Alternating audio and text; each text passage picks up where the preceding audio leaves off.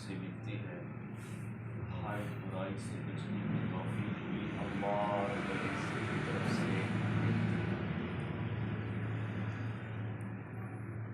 ساری تعریفیں، ساری بزرگیاں، ساری بڑائیاں اللہ کے لیے ہیں جو سارے عالمین برابر ہے، معبود ہے۔ اللہ جل شانہ نے انسان کو احکام عطا فرمائے ہیں۔ دو طرح کے احکام ہیں،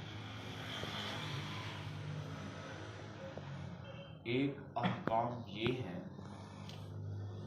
کہ فلاں فلاں اعمال کرو تمہیں اجر دو، تمہیں اجر دو۔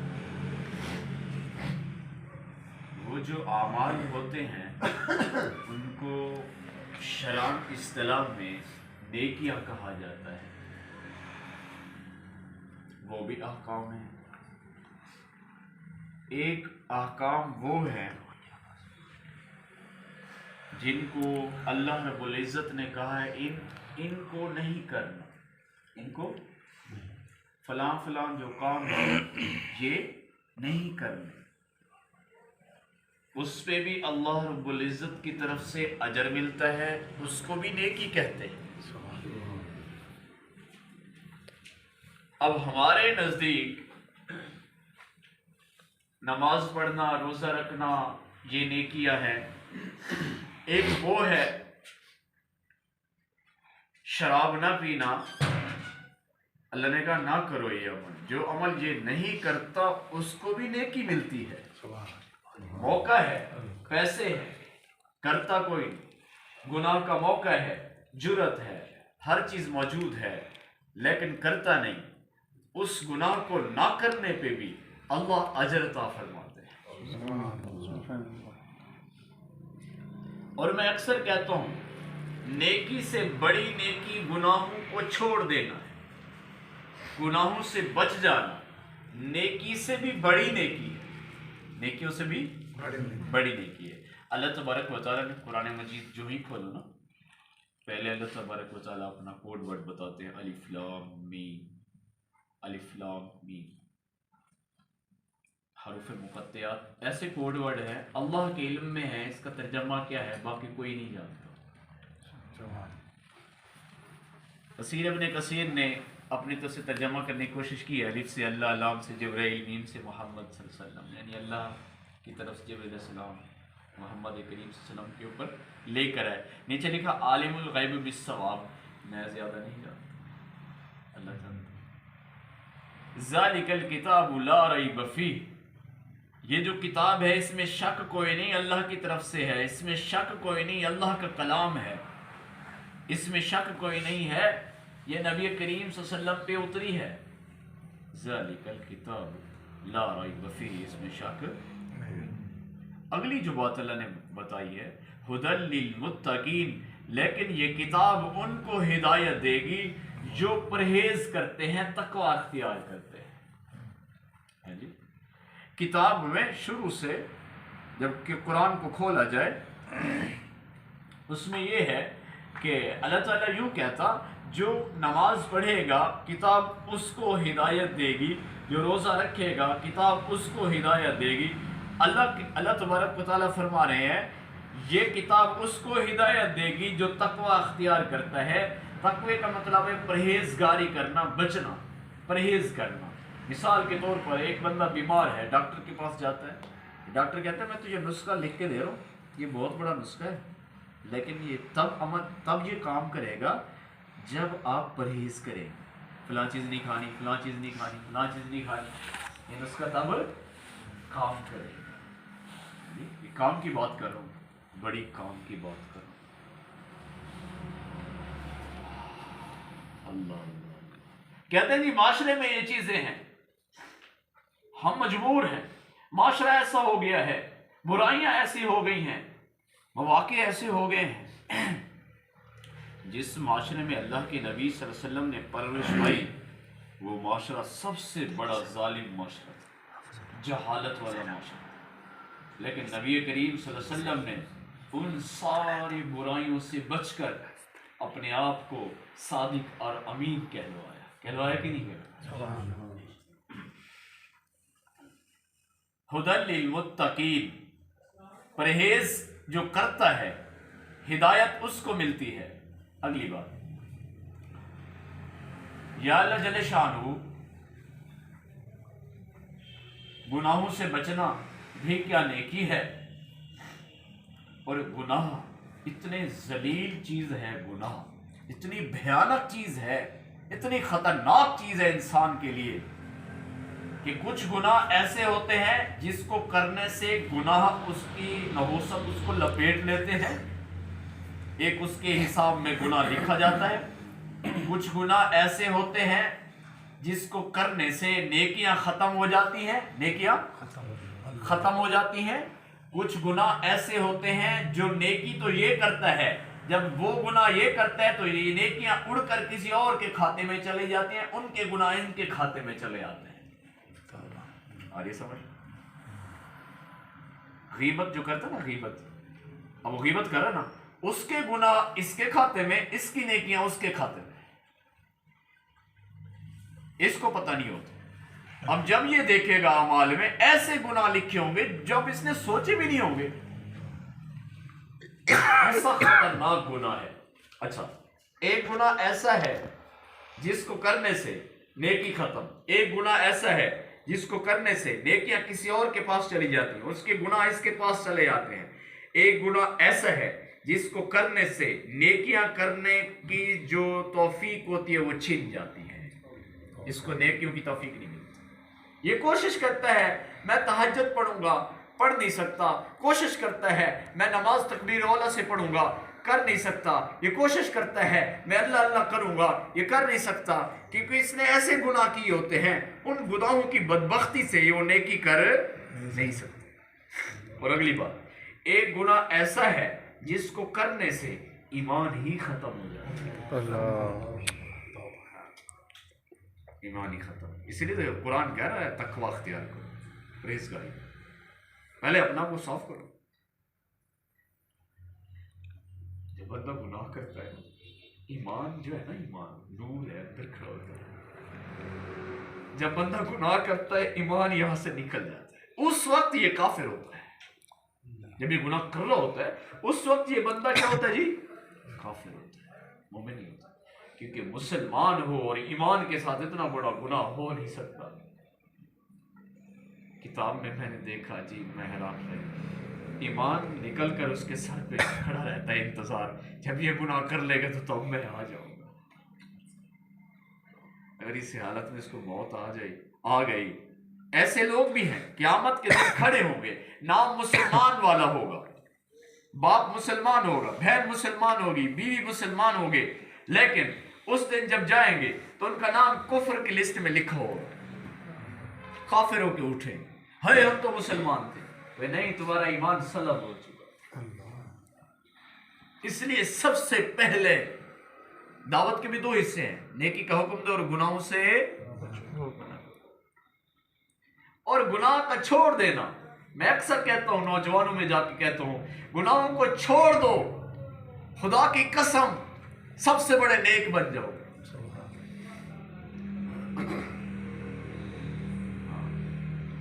اور یہ آسان بھی ہے۔ میں کسی کو کہوں جا کر بھئی لکڑیاں توڑو، ایک ٹیم بیٹھی ہو، میں ان کو کہوں لکڑیاں توڑو، وہ لکڑیاں توڑے، ان کو میں 1000 دوں، ایک کو کہوں تم لکڑیاں نہ توڑو، ایسے بیٹھے رہو، اسی آدھے گھنٹے میں ان کو بھی 1000 دوں، وہ نفع میں ہو گئے کہ نہیں ہو گئے؟ جنہوں نے توڑا کچھ نہیں، کیا کچھ نہیں۔ اللہ کہہ رہے گناہ نہ کرو، اس میں کوئی محنت ہی نہیں لگ رہی، ہم نہیں کریں گے تو اس پہ بھی اجر ملے گا، اجر ملے گا۔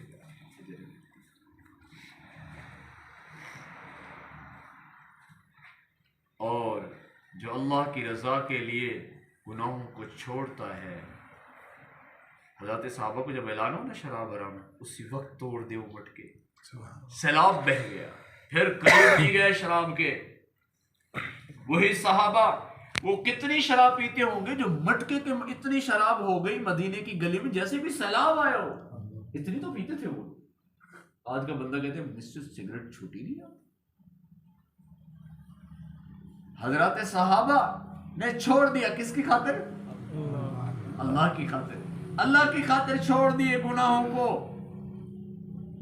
پاک بن گئے۔ اور آپس میں دشمنیاں ایسے تھیں کہ نسل در نسل چلتی رہتی تھی۔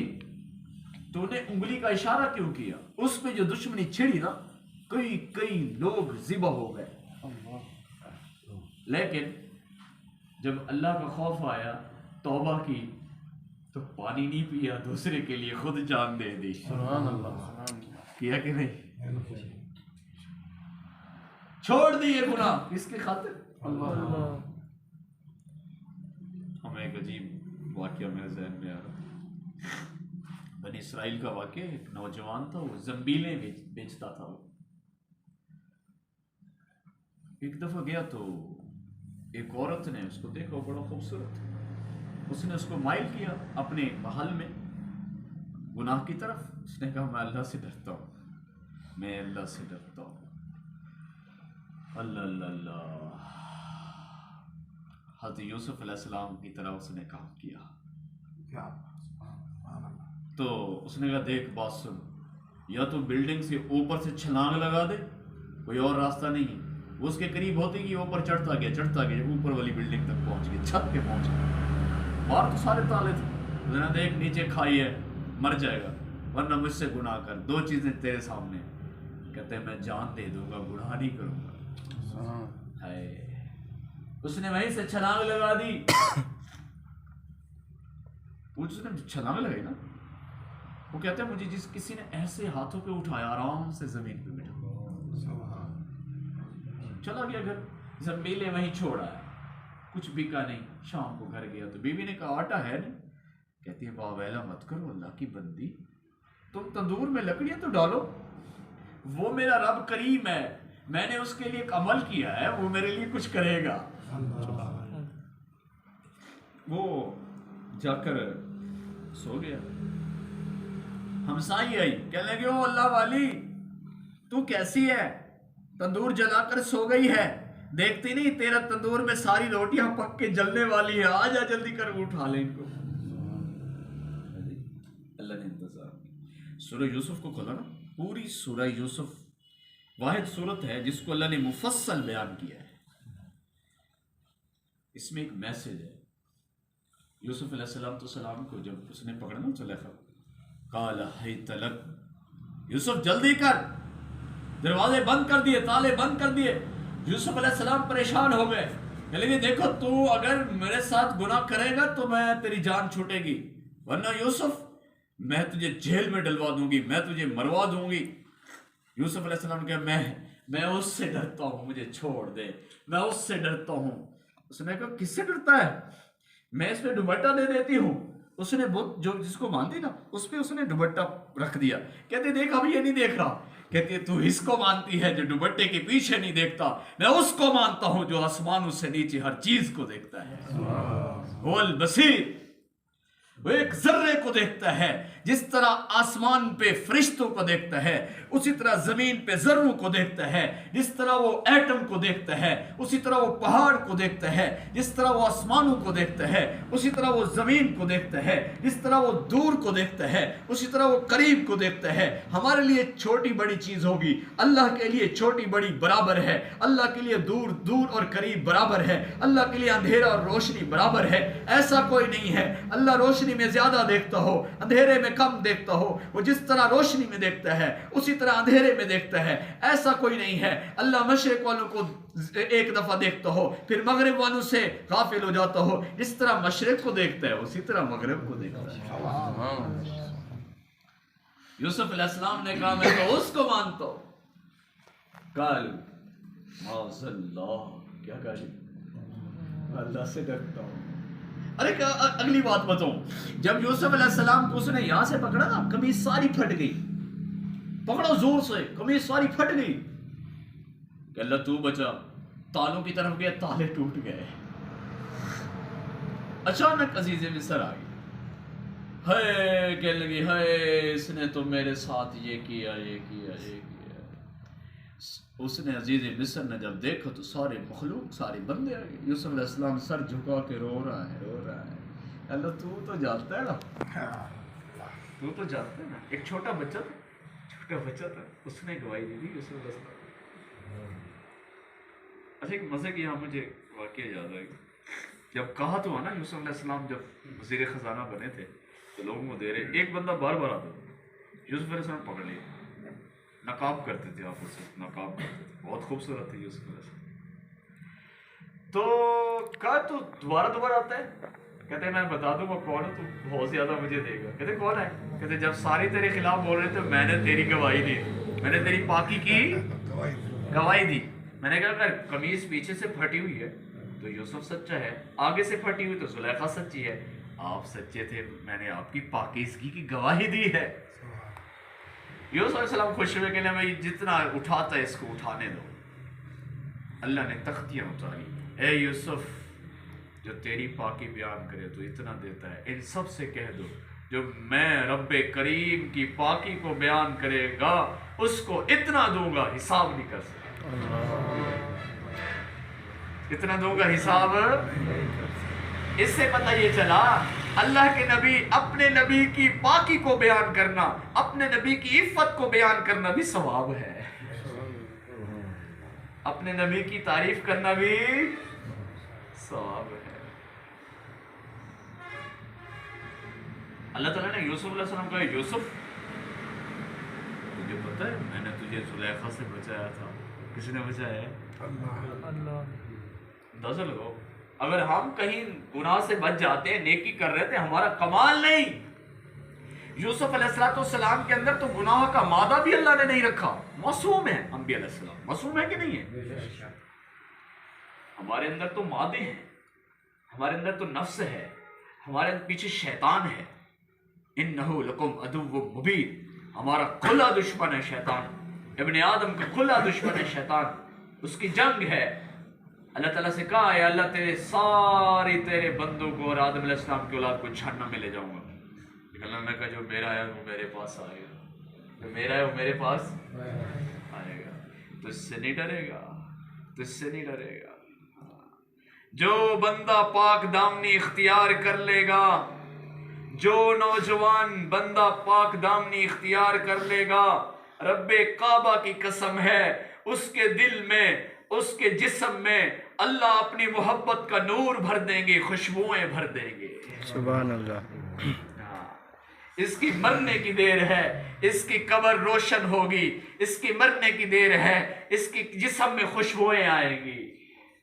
پاک دامنی اختیار کر، اللہ نے پورے چیپٹر بیان کیا ہے۔ او تمہیں اچھا قصہ سناؤ، اللہ تبارک تعالیٰ فرما رہے ہیں ہے کاش کوئی پاک دامن بھی بنے۔ یہ دل اللہ کا گھر ہے، یہ دل اللہ کا گھر ہے، ہم اس کو پاک کر لے۔ ہاں اپنے اوپر تو محنت کر سکتے ہیں نا۔ ایک صحابی جنگ میں لڑ رہا ہے، اس کی جنگ کے اندر نا پاؤں کٹ گیا۔ کیا کٹ گیا جی؟ پاؤں کٹ گیا۔ وہ پتہ کیا دعا کر رہے ہیں؟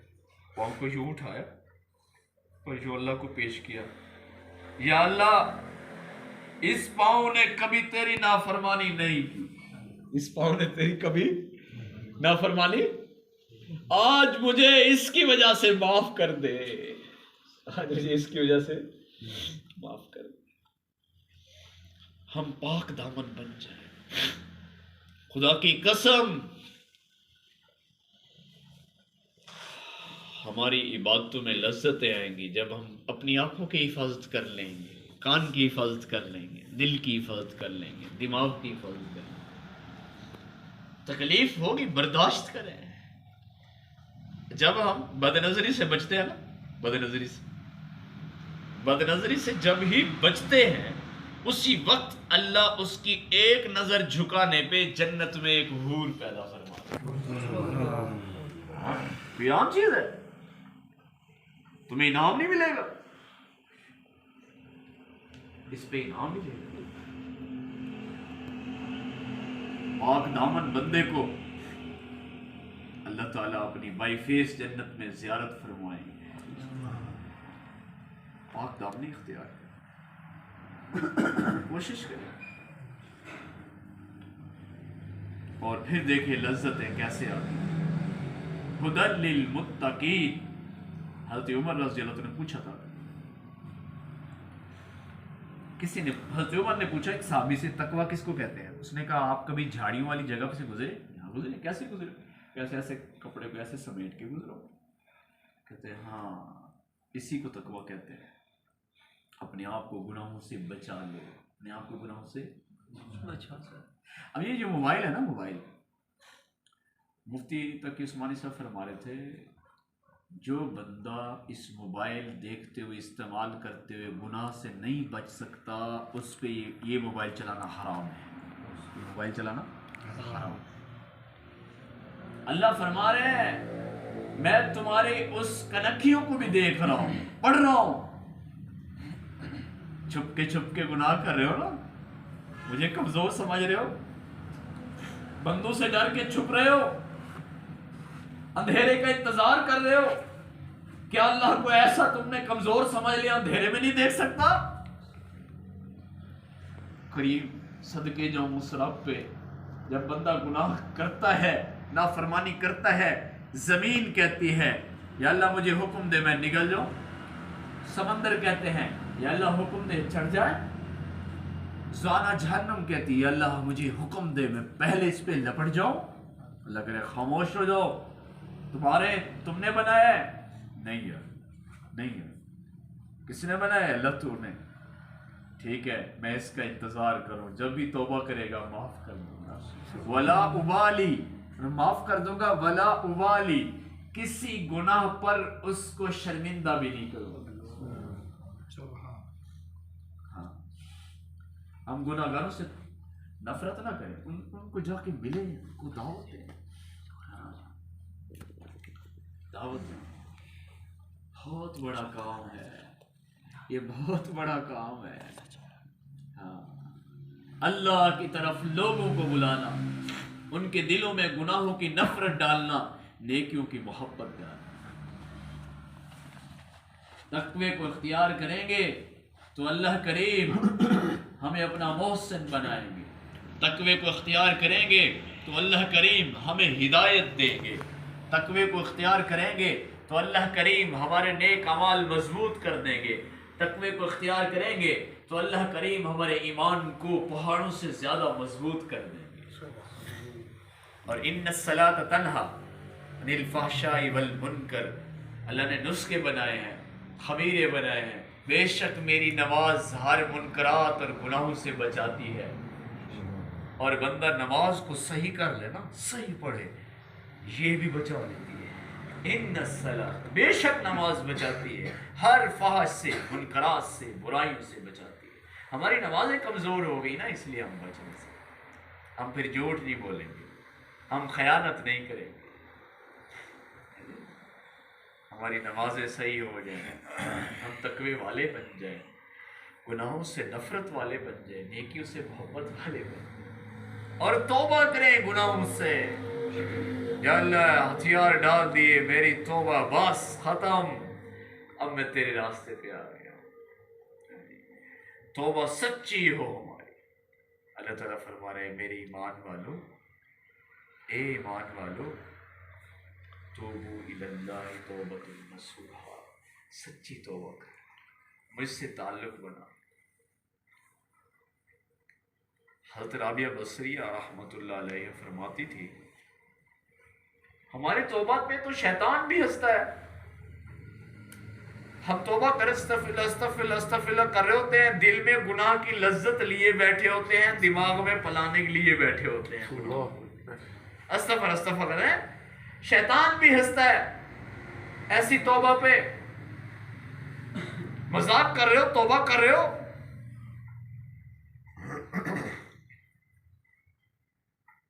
राबिया बसरी रहमतुल्लाह फरमाती है, ऐसी तौबा क्यों नहीं करता जिस पे अल्लाह अपनी रजा की मोहर लगा दे। ऐसी तौबा क्यों नहीं करता? ऐसी तौबा करना जिस तरह हजरात सहाबा किराम आए और अल्लाह के नबी पे हाथ पे बैत की और सच्ची तौबा की, फिर पलट के नहीं गए, जम गए। और दूसरी बात है, ईमान का एक लेवल है। 3 لوگوں کے ایمان ہے، فرشتوں کا ایمان، نبیوں کا ایمان اور ہمارا عام لوگوں کا ایمان۔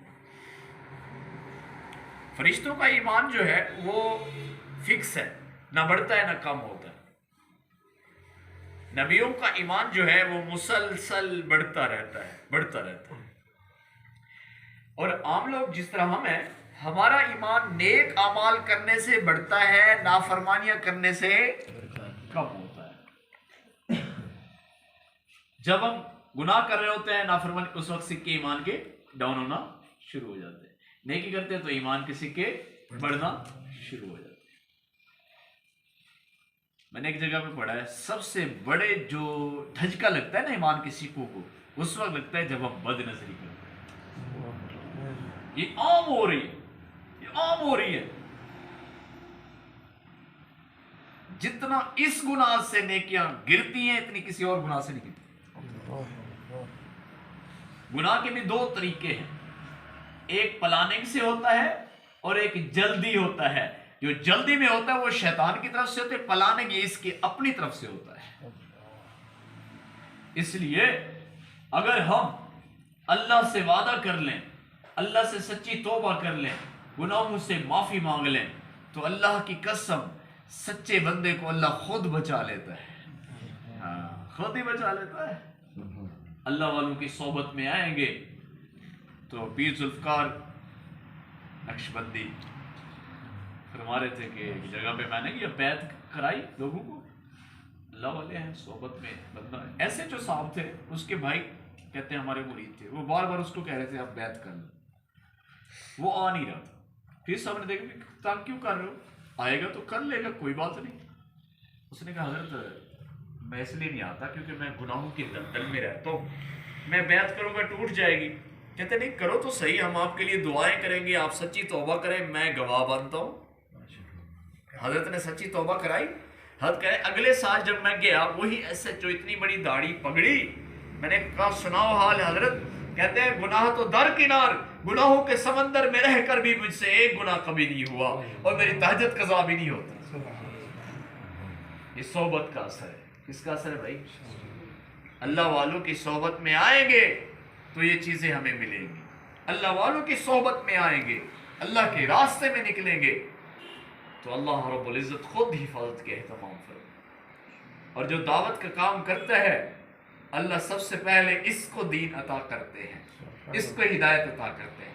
یہ جو اذان دیتا ہے نا، اذان، کم از کم کوئی اور بھی نماز کو نہ آئے نا، یہ اذان دینے والا نماز سے محروم نہیں ہوتا، یہ نماز اس کو نصیب ہوگی، کیونکہ یہ دعوت دے رہا ہے، یہ دعوت دے رہا ہے۔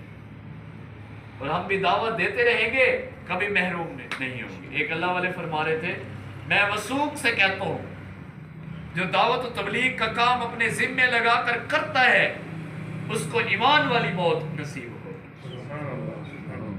ایمان اور کلمے پہ موت آئے گی۔ یہ کہ تھوڑا ہی نام ہے۔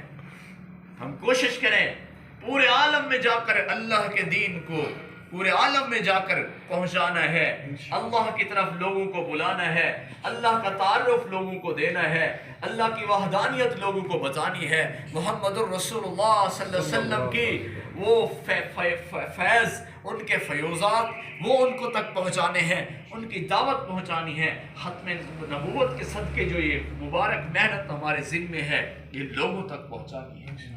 کریں گے نا انشاءاللہ۔ حضرات صحابہ نے اپنی زندگی لگائی اور ہم بھی اپنی زندگی لگائیں انشاءاللہ۔ کوشش کریں آج کے بعد انشاءاللہ ہم اپنے رب سے سچی یاری لگا رہے ہیں۔ وعدہ ہے ہمارا، اللہ رب العزت سے وعدہ کریں اپنا انشاءاللہ آج کے بعد یا اللہ تیری نافرمانیاں نہیں کریں گے اور نیکی کرنے کی کوشش کریں گے۔ اللہ تبارک و تعالیٰ سے دعا ہے اللہ ہمیں اس پہ عمل کی توفیق نصیب فرمائے، اور ساتھ ہی ارادہ فرما لیں انشاءاللہ جماعت میں نکلنے کا۔ انشاءاللہ میرا ارادہ ہے 4 مہینے لگائیں گے انشاءاللہ اس کام کو سیکھنے کے لیے۔